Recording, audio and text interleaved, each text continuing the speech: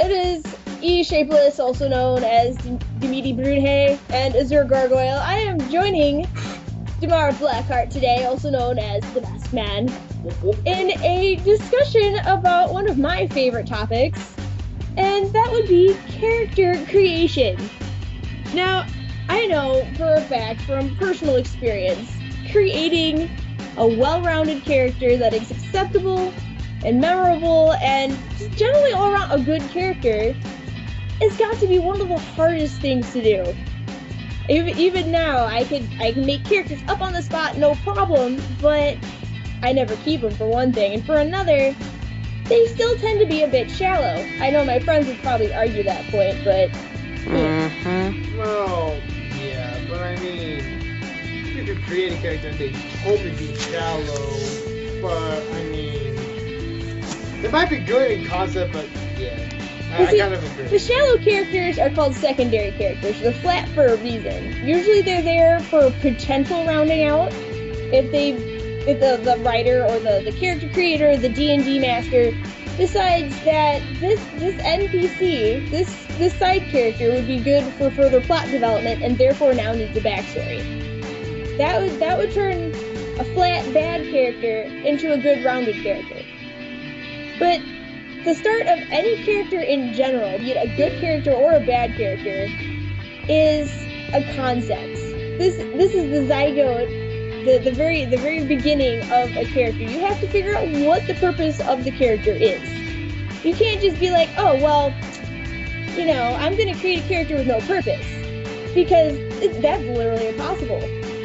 So take a canon like Homestuck or Five Nights at Freddy's. You're like, I really love this universe. I need a character for this. Just absolutely have to have a character for this. Well, you magically, you've got a purpose. You have a concept that you can now work with. You've got your little zygote, can't see baby. Well, the next step is the infantile stage. This is from zygote to fetus to infant to being born. Alright. This is where you start forming a history. Now, a lot of strong characters might not actually have a history. You have to be careful with that, though, because that can quickly turn them into a flat character. A general excuse is... I am dark. I am mysterious. Lovely. A very poor excuse are the... I mean, I'm not gonna rag on this potential background, but is... My character has amnesia, and therefore can't remember their history. Well, you know what? That is a load of bullshit. Alright? Because even if your character has amnesia, they still have a history before the amnesia. And the thing about that is that characters from their past could come forth and create all new problems. You can't just say, well, my character has amnesia and therefore has no connections to their old life. Shit happens, man. It happens in real life, it happens in fiction. That's what makes fiction so great, is because it's based off of real life a lot of times. But moving on. So you can get your purpose down, you can get your history down. And you're like, yeah, we're going good. Well, what about your environment? This is still a part of the infantile stage, mind you. If you have a history and you have a concept, you gotta have a world to put it in.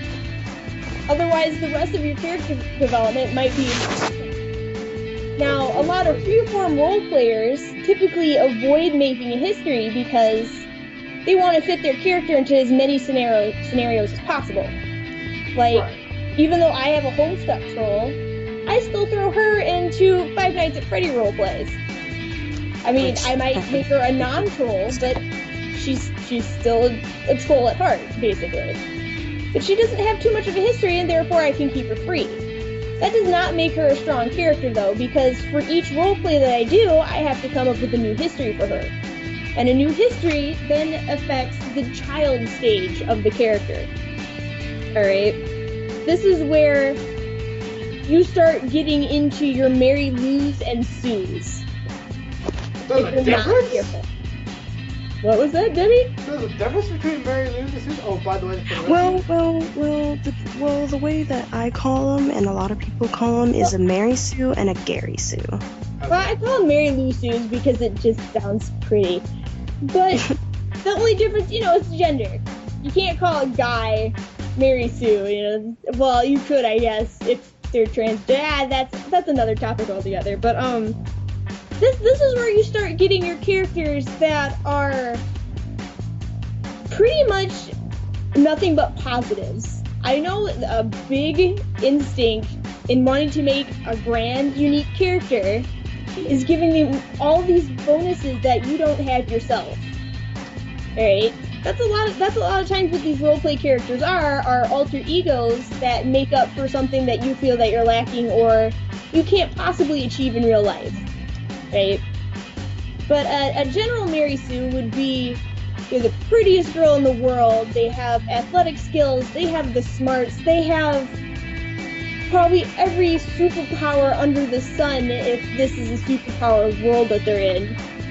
But they magically don't have friends. Nobody likes these people. It's like, oh, well, I'm awesome, I'm charismatic, I'm so on and so forth, and my positives never end, but I have no friends. No one loves me. No one loves me, even though I'm super and special and pretty. And that's a blatant example, just to be honest. But the biggest point of the child stage is assigning an archetype. Now, an archetype, a lot of people use the Jungian, I'm probably not pronouncing that correctly, archetypes. You probably have to look them up yourself because I can never remember them off the top of my head, but there's also other archetypes that they have developed over the years to either supplement the Jungian archetypes, as well as kind of make up new ones for specific areas. This is just a general character creation discussion, so... What the hell are the... It starts with the J, it's Asians, it's Jungi. Well, most people don't know about what the hell are those? They're basically what they are is, like, take me for example. You guys know me. Some of the main adjectives you use to describe me would be, like fun, goofy, absent-minded, things like that. Friendly, loyal. Well, an archetype basically strips away all of the complex tidbits that hang off a person's personality, alright? They strip them down to their most basic drives and what makes them them. A lot of times people can't name their own archetype because there's parts of themselves that they don't want to recognize. They don't want to acknowledge that part of themselves. So they just throw it off to the side. A lot of people don't like to mess with archetypes, but when you're starting with a character, the best thing to do is to grab an archetype and figure out just how you're going to manipulate this archetype into a believable personality. I mean, you can't take, like, a good, positive hero archetype and then say that they're nothing but lazy and pretentious and a complete asshole and they don't do anything that would make them a hero archetype. Right? Isn't that Ash Ketchum?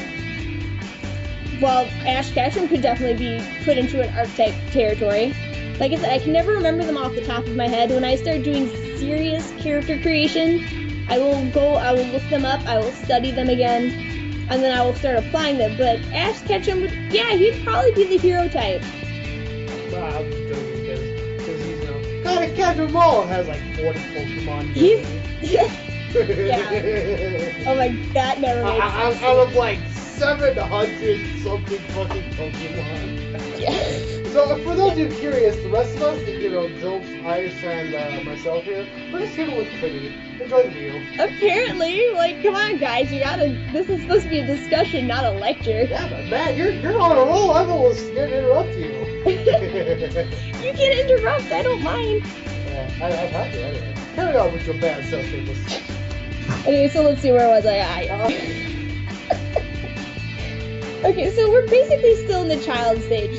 The reason why I call this the child stage instead of something like the teen stage is that there's a lot of development happening here. You've got the personality, you have to do some refinements to the history, you have to do the appearance. Why get to the adult stage and be like, well, what the hell is that guy supposed to look like? Is he 10 feet tall and purple with yellow polka dots and a dinosaur tail? We don't know. What the? Okay. Okay. And then a lot of times, by this point, I still don't have a name. Because the problem with naming a character right off the bat is you get attached to that name. And a lot of times, names, you start automatically associating specific appearances with certain names. Alright? Like,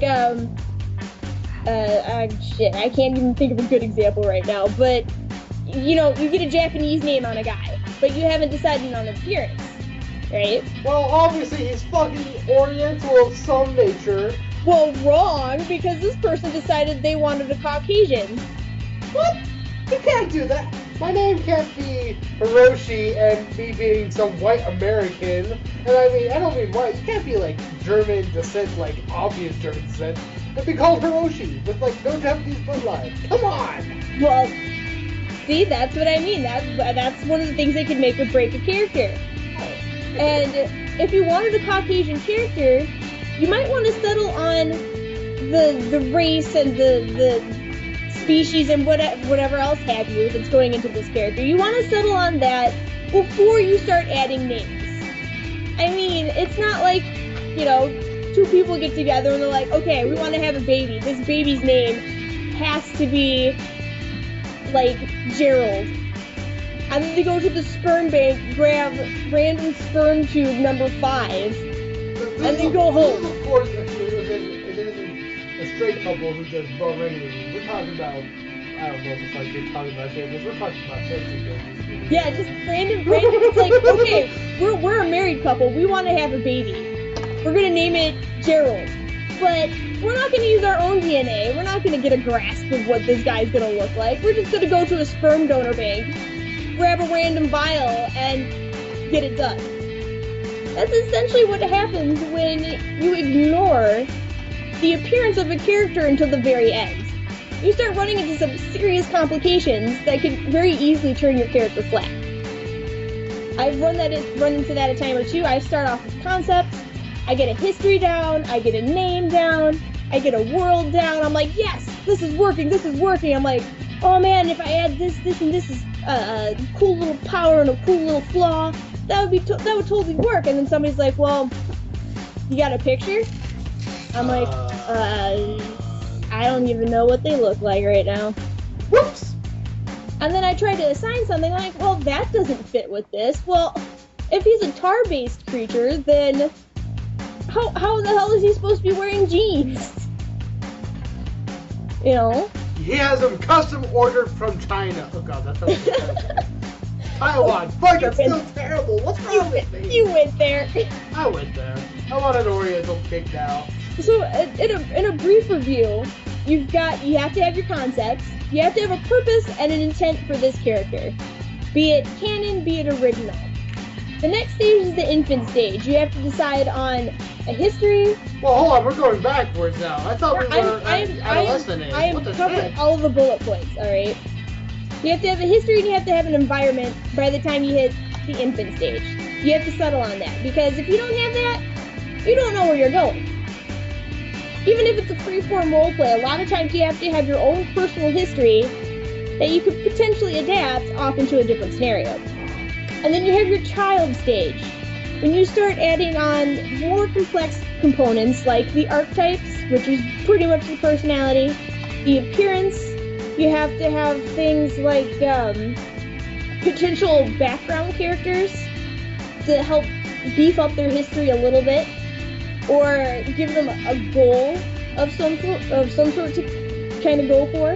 Kind of like either love interest or... Yeah, love interest, a rival, somebody you want to wreak revenge on, a town that you just absolutely hate and have to stay away from.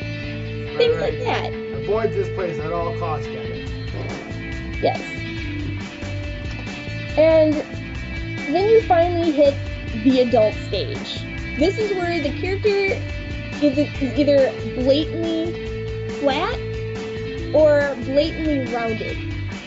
It suddenly becomes obvious towards the very end when you finally put this character out there. You've settled on a name, you've gotten there, everything's fixed so far, and you get him out there and you go, well, fuck. What did I do wrong? And a lot of times it's the little things that make a character believable that a lot of people just kind of pass over when they're making a character. They're like, oh well, I don't want to bother saying that he gets coffee at Madame Zeroni's cafe every morning on Tuesdays, or every Tuesday morning.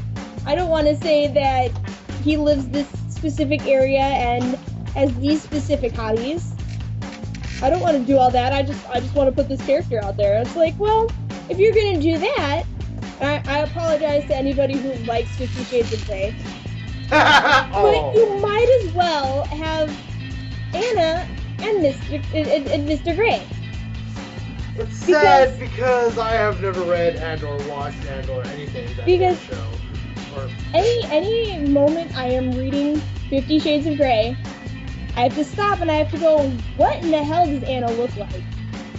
Because so far the only memorable thing I have for her is that her lips are more chapped than Satan's ass crack. She can't be bothered to go out and buy lip balm. I mean, goddamn, bro. And then there's Mr. Grey, who the writer goes on about his eyes for hours and pages.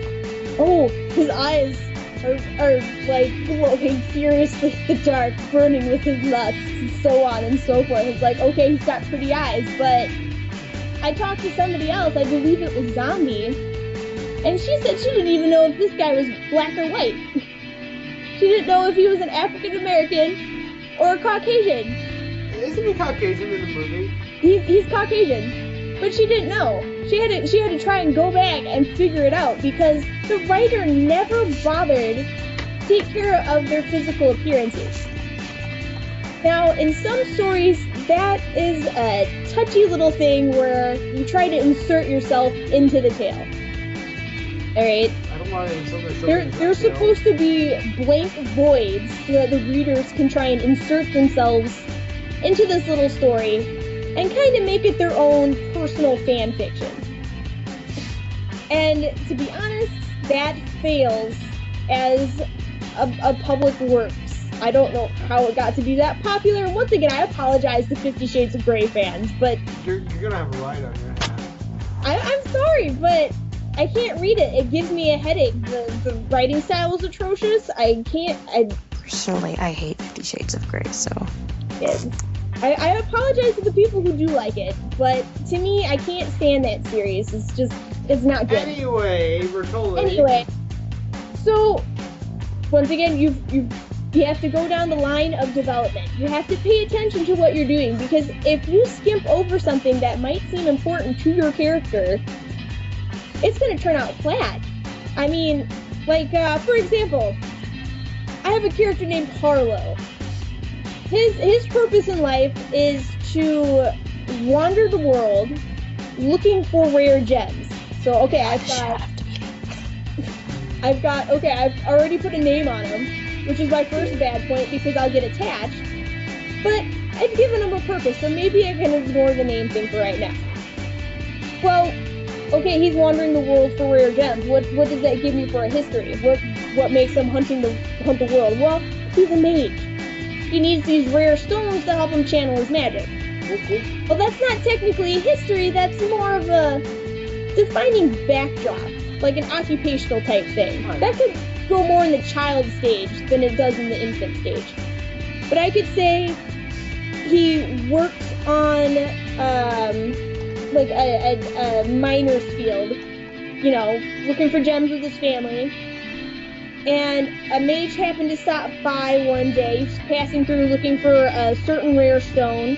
Family happened to have it. There was a volatile reaction, but he was still so amazed with this performance of magic that he decided to become a mage. But at the same time, obviously no ordinary stone was going to do. So now he's going to take a journey across the world, looking for the same type of stones, like the ones that the mage is looking for, except a little more stable. Because that wizard didn't survive. So there's a flat character come and gone out of the story. Family is technically a package of flat characters come and gone out of the story. But this still gives the character some more depth than what I originally had, right? Of course. Right, of course. But... So, okay, I've got this guy, I got a history for him, traveling the world, blah, blah, blah. Well, what kind of guy is he? Well, gee, I don't know. Maybe Harlow's a snide asshole and thinks, maybe he's full of himself. Maybe he's a self-serving, indulgent type of character that has very low gratification issues. Like, he can't bother to wait for something. He has to have it then and there. Which would probably make his journey pointless because he can't reach his goal as immediately as he needs to. So maybe I'll switch and say, oh, well, he's more of a calm, patient type of guy. He might have a temper, but he's still pretty cool. He faces things with a level head, still ends up in some tricky scenarios, which will add some spice to his story. It's like, okay, yeah, I've got this. Let's see here.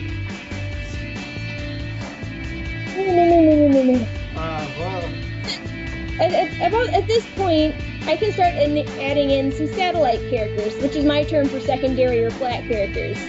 These could be the people that follow him around, but could be less important to his story. I mean, a bad example of trying to say that one character's secondary to another would be Sam and Frodo. From Lord of the Rings, okay, here we go. From Lord of the My Rings. territory! Everybody's like, hey, we got Frodo! He's a main character, he's rounded. Well, the satellite character is Sam, because Sam's just around. He's always revolving around Frodo. And it's like, well, Sam has his own personality. Sam has his own happy ending. He's not a flat character anymore. He might have started out like one, but not anymore. So that's the beauty of a satellite character. That can definitely help the story along. But right now, Harlow is looking kind of blah. Right? We still don't have an appearance for him, so I'll spit something out. I'll say, yeah, he's a satyr. But he became a satyr because of a magical incident, possibly the explosion from before. And he's not a normal satyr, though. He's got some weird things going on, like he's kind of like a half octopus, half normal satyr type thing. Like, instead of furry legs, he's got the octopus type skin, got a tentacle tail, tentacle hair, crazy stuff, whatever. Obviously somebody's tripping on shrooms trying to ride this guy. So, now we've got... What? Oh, shit. Most of her characters tripping on shrooms. Well, that's just Druden, but anyway, so... We've got Harlow in the basic child stage. I mean, this is spur of the moment. I don't really have time to just kind of write this down and kind of help even it out a little bit, but we've got him fairly good right now. You'd think, oh yeah, this character can go on.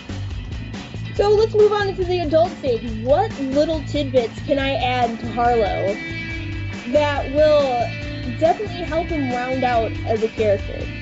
What little flaws, what little bonus things can I add? I mean, some things, they're ridiculous. It's like, oh, well, he has an insane love of sweets. Well, okay, that will make him pop in pastry shots more, but who cares? Well, maybe that could help along with the story, who knows? But a lot of times, if you have an idea for a flaw or a positive, write them down. See if any of them contradict each other. Because a character can handle only so much contradiction with their self before it becomes infuriating to play them. I can fly or glide very well, but I'm scared of heights! Exactly! It's like, what's the purpose of giving a character the ability to fly if he's afraid of heights? Well, you could go on to say that his whole journey is learning to cope with heights and embrace himself as a whole. Oh, right.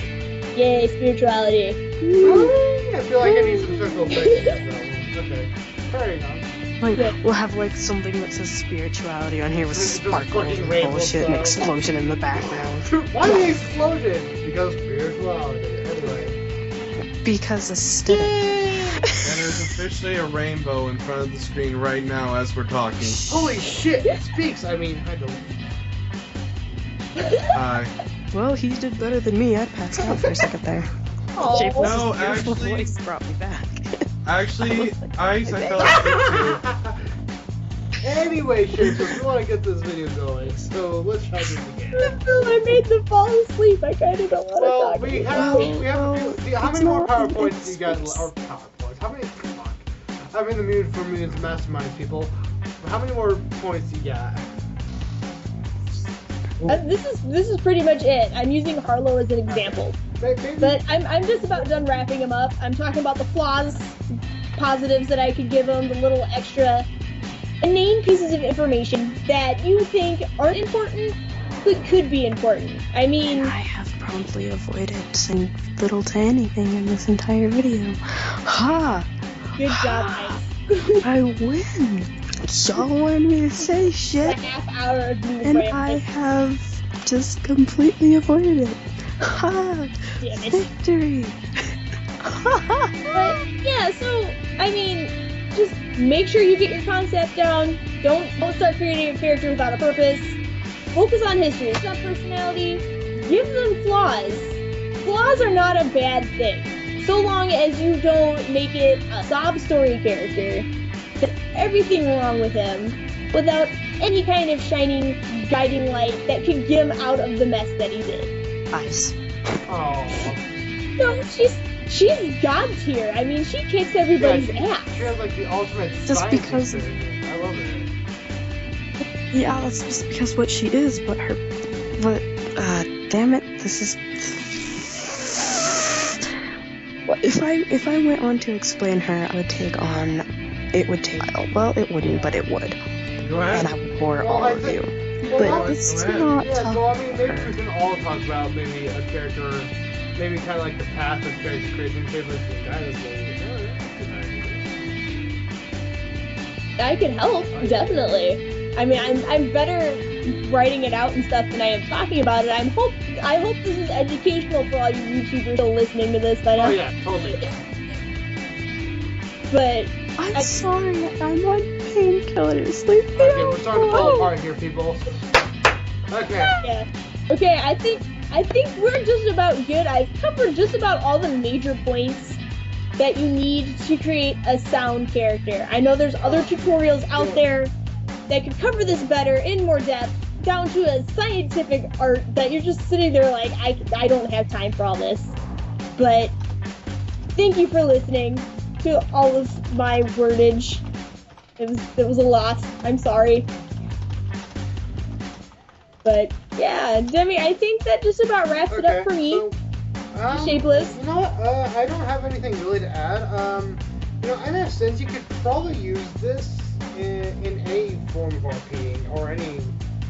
Oh, or definitely. Hell, even Movies, if you're writing a books. book, this could work. And you could probably take some of this from to a D&D standpoint, and you know, or any role-playing tabletop role-playing game just as easily. I think so. But more or less in that situation, you probably have someone else helping you make a story like, oh, a noble person, but this rival family is here first. But this is Shapeless' story, so. No, it's okay. This is supposed to be a collaboration, remember? And then I ended up doing all the talking. Oh yeah, this is a total collab, and I'm just over here taking a nap, enjoying it, drinking some soda. It's like, this is the easiest collab I could have ever done. I was listening to the whole thing and I was really interested. Anytime I was thinking about interjecting, you covered the point that I was going to bring up, and I didn't feel like I had anything to add because you perfectly covered everything I was thinking of too. Anyway, so Shapeless, you did a wonderful job. This was the easiest collab of mine, and so good job me, and then Yep, and you know, it's under 40 minutes, God so damn that's it! You're the one who bonus. makes my videos run so long. Yours are so short. Anyway, why don't you do your exit here and I'll catch you. Well, this was shapeless talking in length about characters today. Thank you for listening, YouTubers, and I am Okay, she's out of here. See you later. Well, I guess I would say it's nice, but hey, whatever is going into your character creation be in your favor.